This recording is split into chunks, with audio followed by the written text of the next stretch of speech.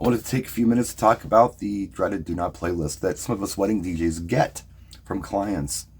Someone on social media posted this long, extensive one that had like so many songs in it that a person might use to play at an event where you need to get 77-year-old grandma out and 7-year-old niece out.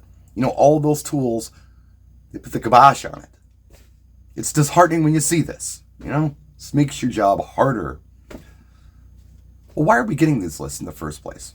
I used to get them all the time from this one agency I was working with. Like every single gig, I had these extensive do not play lists. Why am I getting this?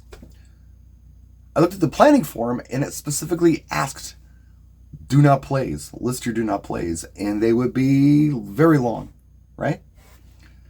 So I called the agency and I said, hey, look, I got an idea. Don't ask them what they don't want to hear. Ask them what they want to hear. And we'll see if this changes, because this is getting hard. They took it off, and sure enough, those long, extensive lists went away. So tip number one, don't ask them what they don't want to hear. Ask them what they want to hear. If it's that important that they don't want to hear something, I think they'll let you know.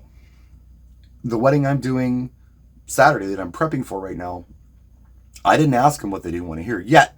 They said, hey, look, we don't want any line dances. Cool. That's fine. We won't play any line dances. Those are good tools, but that's okay. We can get by without them. That was unprompted. They just didn't want them.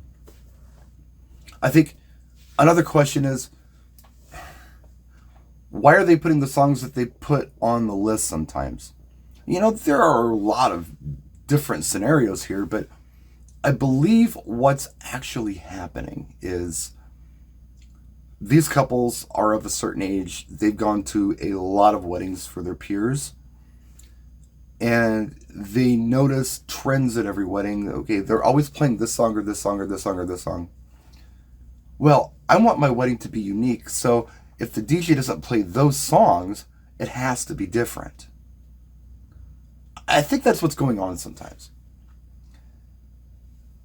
And, you know, keep that in mind, I guess. Don't do the same wedding every week. You know, play to your audience, but, you know, mix it up. One thing that I do is I ask my client to provide me with like a dozen must plays. Songs that you really got to hear, because I want your personality injected into this event.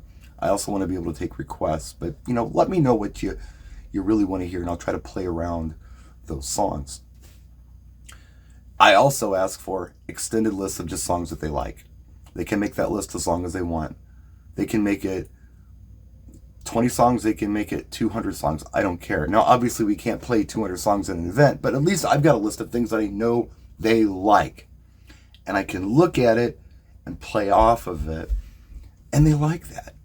So the list that I have here of their extended, although they don't want line dances, there's a lot of stuff on there that's pretty wedding typical, like Celebration by Kool and the Gang and Shout and Jump Around by House of Pain. So it's not that they're against, you know, those songs.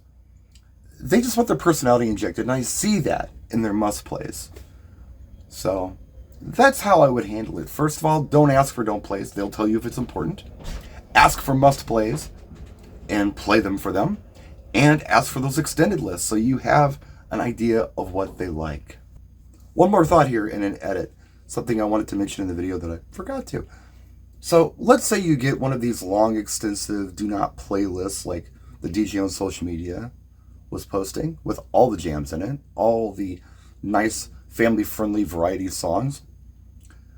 I would approach the client and ask them how you should handle requests that are on the list.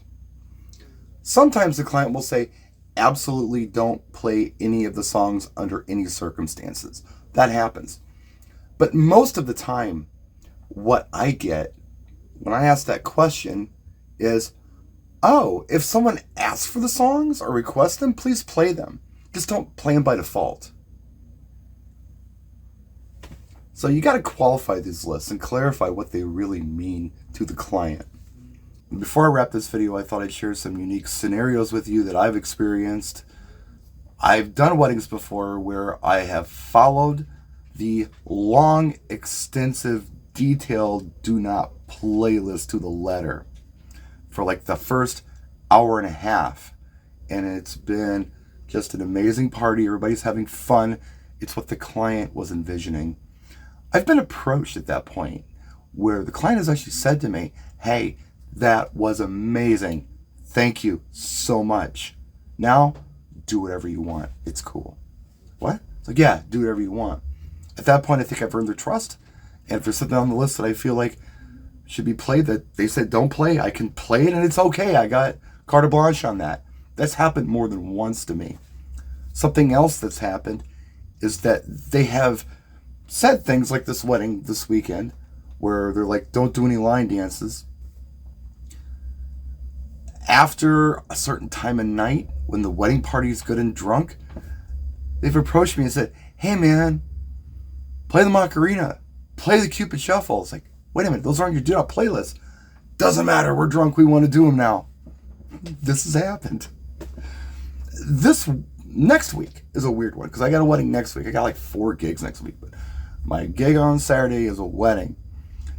And one song they don't want to hear is Don't Stop Believing by Journey. And they told me, hey, look, groom hates the song, but here's the deal we'll make with you.